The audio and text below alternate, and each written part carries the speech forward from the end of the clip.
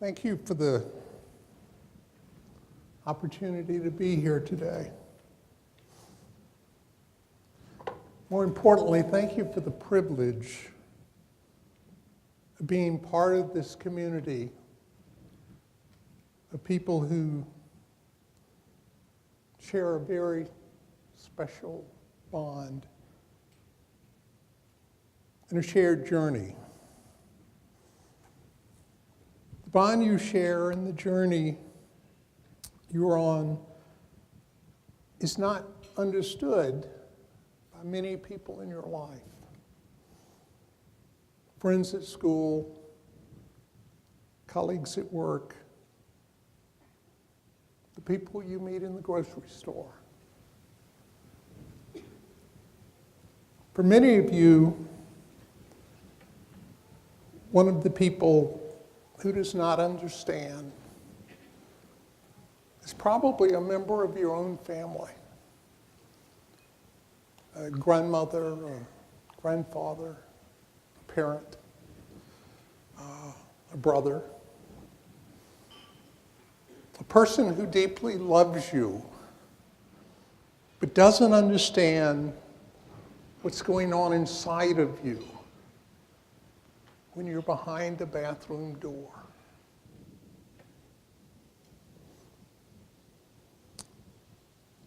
While many of you are attending the conference to gather information and resources that you can know and learn with your head, virtually everybody in this room wants to connect much deeper, at a much more meaningful level.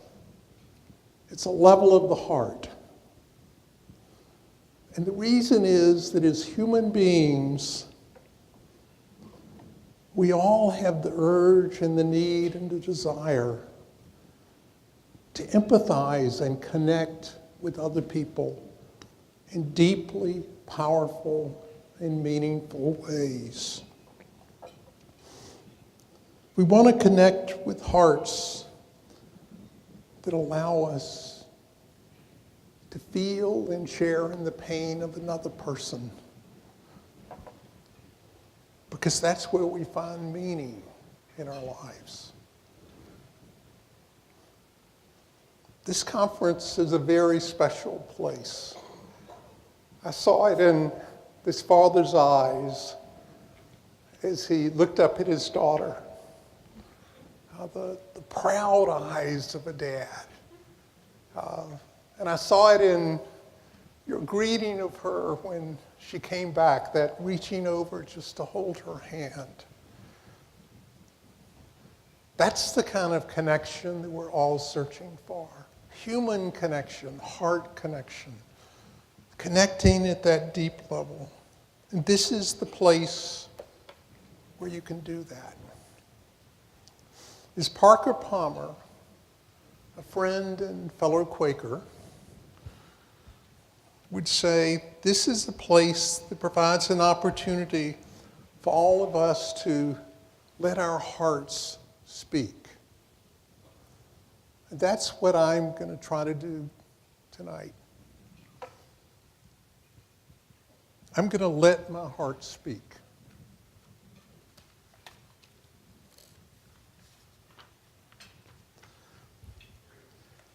I'm here tonight to share with you a vision of this community, of your community. A vision of you as a community joining together, walking together on a powerful, important journey that will touch the hearts and lives of millions and millions of people. It's an ambitious journey. It's, however, a journey that you're not alone on, because it's a journey that you're entering as a community. It's a journey that you're entering as a community. And it's a journey I'm proud to be on with you and with everyone else in this room. As Jennifer told you, I'm a fundraising consultant who helps organizations raise money. That's true. But like everyone in this room, I wear many hats. While my skills as a consultant opened the original door to the TLC community, the person I usually see in the morning when I wake up is not a fundraiser. While I still practice my craft as a fundraising consultant, I'm also a 68-year-old man who wears hearing aids, and if you saw me walk up here, I limp. And I spend a lot of my time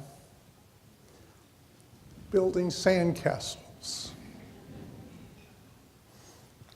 I'm an engineer.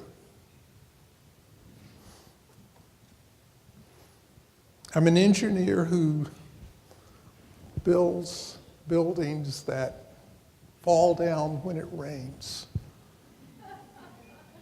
or when my partner decides to tear them down because she wants to build another one.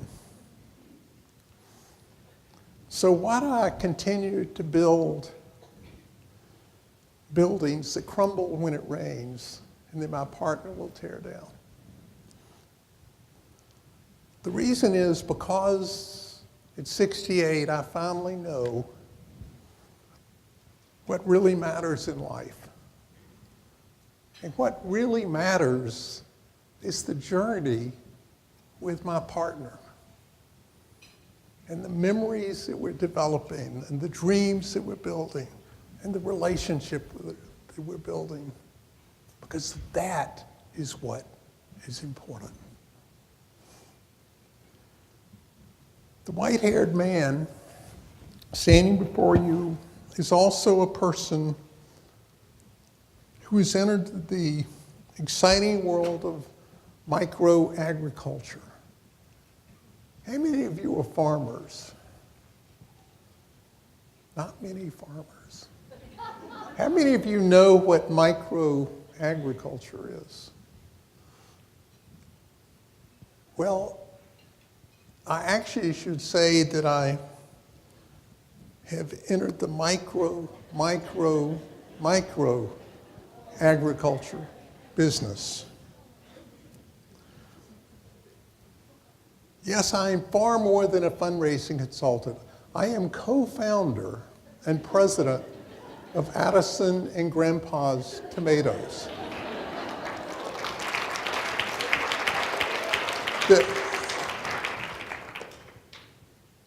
That came out of a business plan developed by a young 7-year-old entrepreneur who said, "Grandpa, there's money to be made in tomatoes. Everybody loves tomatoes."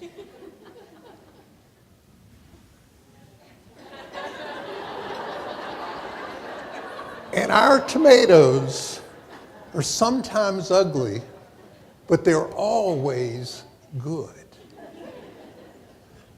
I mentioned that I am president and co-founder of Addison and Grandpa's Tomatoes. There's a story behind that. Why at 68 would I want to be president of Addison and Grandpa's Tomatoes? Well, our first day of sales, this older man came up and he looked at Addison and he said, "Oh, it's so wonderful that you're helping your grandpa sell tomatoes." And I rushed in and I said, "No, she's not helping me. She's president. I'm vice president. I'm helping her. She came up with the business plan. I'm helping her. She's president. I'm vice president. I mean, she's president. I'm vice president." And I said, "Okay." He walks away and I look over at Addison and she's looking down and she's almost ready to cry. And I said, Addison, what's wrong? She said, Grandpa, I'm only 7 years old. I'm not ready to be president.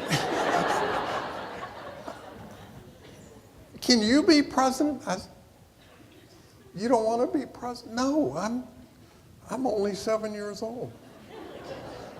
So I agreed to be president. So how successful have we been? Well, in our first year of operation, we grossed $20.27, which is not bad when you have only 8 tomato plants and enough tomatoes to sell the second Saturday in August, one sale a year.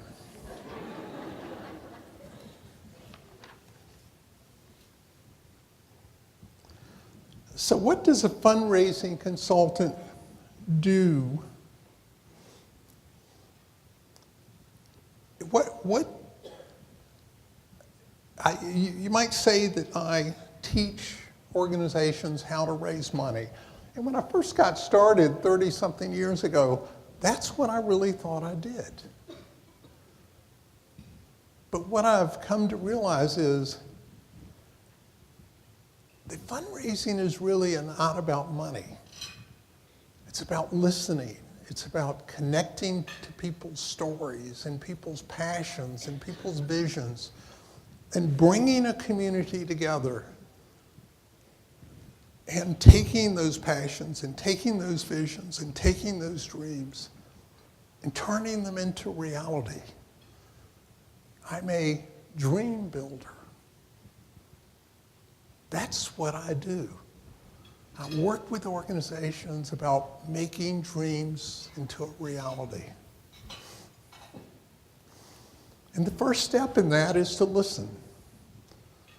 As Jennifer mentioned, my contact with TLC began with a campaign assessment where I spent 2 months traveling around the country, sitting in people's living rooms with a number of people in this room. And as odd as it may sound, most of that time in people's living room was spent simply listening to people's answer to the question, how does trick or skin picking, how does it impact your life? Tell me your story. When you do that, when you go in and you ask that question and you are authentically wanting to be present and listen to people's answers, the stories unfold and unfold and unfold. You have the rich experience of sharing in people's passion and people's history and people's journey. There was one particularly powerful story I heard that I want to share.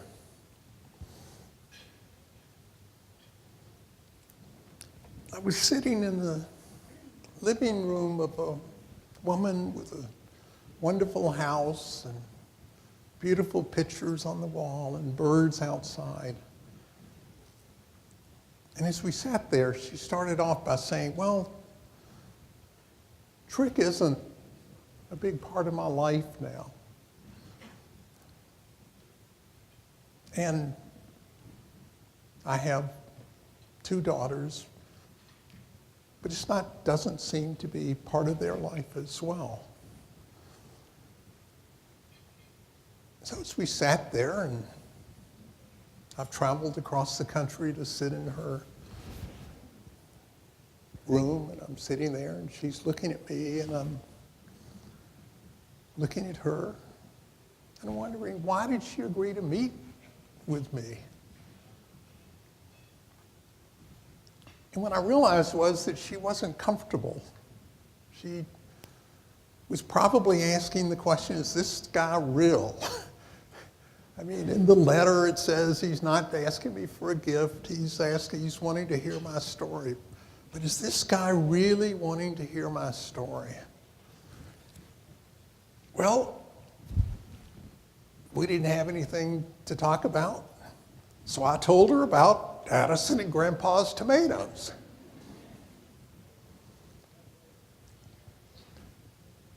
And as I talked about Addison and Grandpa's tomatoes, her expression changed, and I saw in her eyes something emerging. I saw her enter a vulnerable place that she was inviting me into, the place of really sharing her story.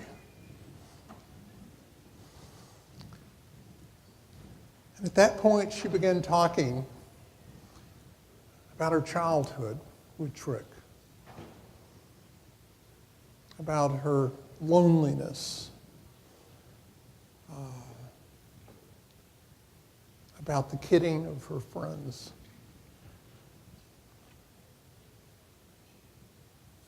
And then after a few minutes of quiet, I could see in her eyes you're going into a very, very painful place. She described for me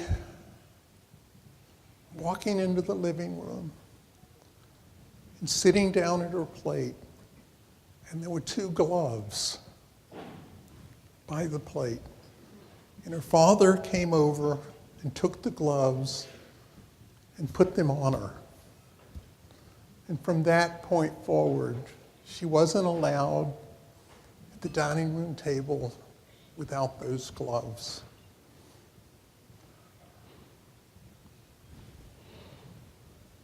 I didn't have anything to say.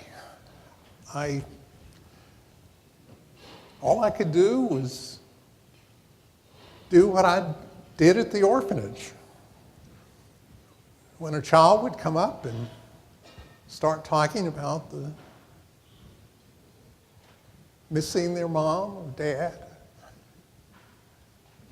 you just share that sacred space and you just be present. Because that's the gift of listening with the heart. That night I went to my hotel room and I got very angry. I got very angry at that father. How could he do that? How could he do that to his daughter? And then I realized that I wasn't really angry at him. I was feeling his pain. I was feeling the pain of a father who was seeing the pain of his daughter. And what was coming out was his desire, his passion, his need, his drive to fix it. To fix that pain of his daughter and to fix his own pain. Because you know what? As a dad, that's what we feel we're supposed to do. That's our role. We fix things. And all of a sudden I realized that the pain that I was feeling was not only the pain of that father, but I was feeling the pain of the memory that I had of 25 years ago when I had also tried to fix the pain of my daughter, but for a very different reason.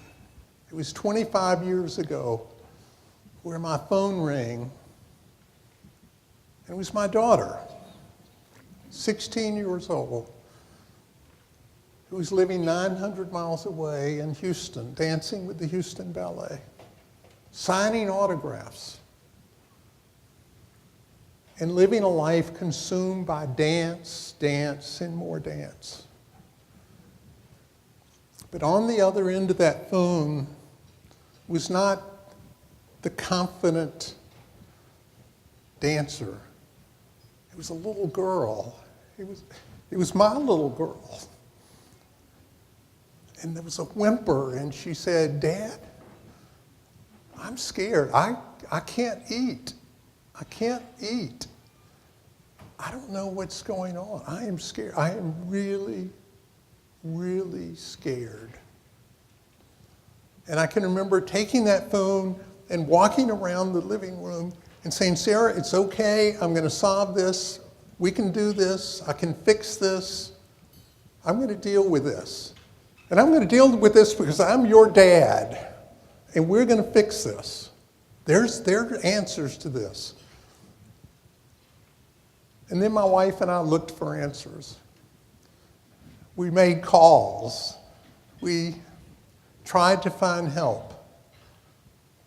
And for us, like for that dad who put the gloves on that woman, there wasn't a TLC to help. There wasn't a TLC to say, "No, that's not how you do it.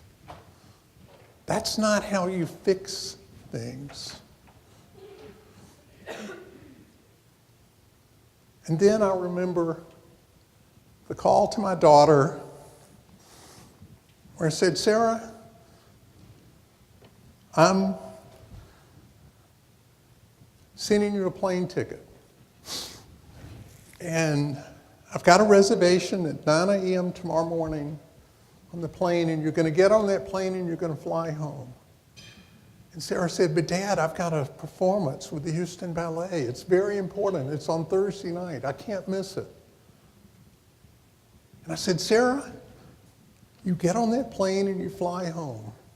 And if you don't, I'm going to drive that 900 miles, and I'm going to be in the audience Thursday night. And if my daughter is on that stage, I'm going to get up out of that seat, and I'm going to drag you away."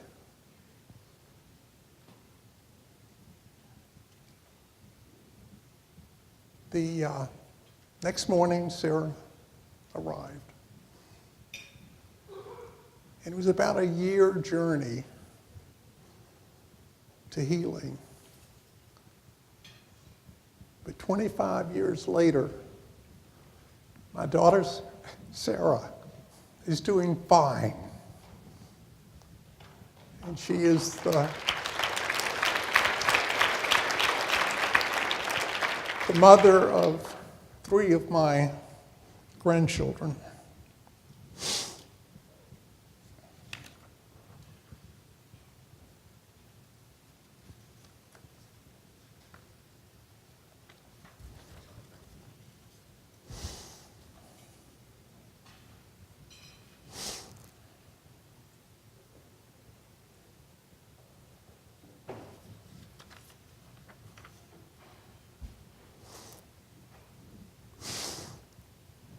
Each of you have on your table a pledge form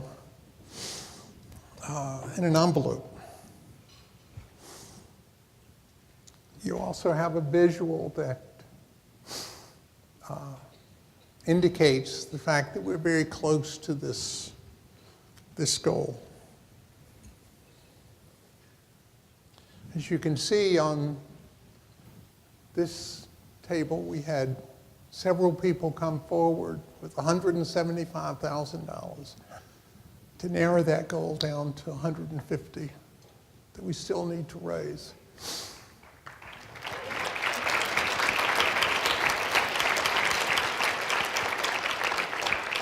And they came forward with those gifts because they wanted to partner with the 108 other people who came up with the 2.6 million, including some people in this room. This is serious work. It involves serious sacrifice. There's one person in this room that has spent a year restructuring his business in order to come up with the largest gift to this campaign.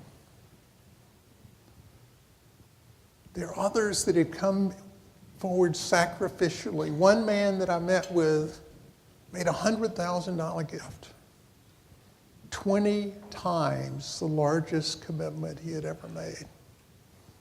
And why? Why did these people come forward?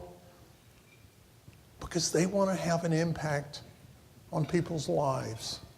They want to do something meaningful. They want to do something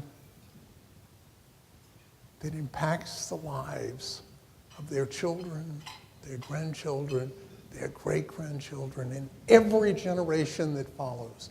That's the opportunity you have. This is not about raising money. This is about joining together as a community and transforming people's lives. I'm glad that we have $150,000 to go. And the reason is that I've done many campaigns where only the large gifts mattered. But we're out of large gifts. We still need some very significant gifts, but there's no one out there to write the $150,000 check. That's going to have to come from the people in this room, in this community.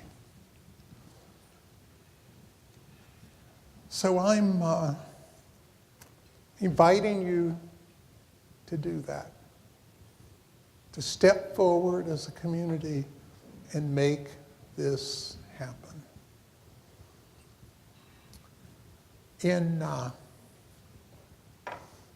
the end of the program, some of the young people are going to come by and collect the pledge forms, and I hope you'll take a look at that, and I hope you'll consider what you might be able to do over several years. But I'll hope that you will not think of it as giving money, but being part of a community and making a difference in people's lives. An investment in the future lives of millions and millions of people. I arrived late last night, so I missed John Grant's talk.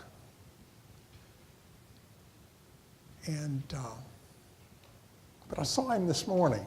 I recognized him from having seen the video. And so I went up to him and I introduced myself and I said, John, I want to ask you a question. And I want a heart answer. I don't want a science answer. I want a heart answer. What do you want to accomplish? And he said, I want a cure. We need to think big. So I'm going to get in front of these people and I'm going to ask them to do something sacrificially.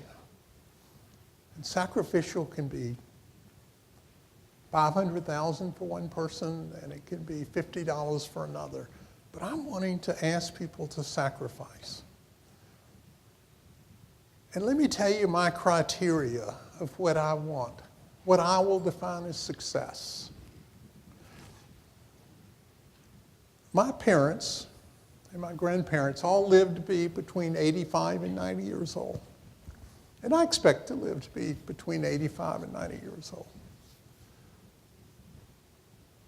And so 20 years from now, during the last week of my life,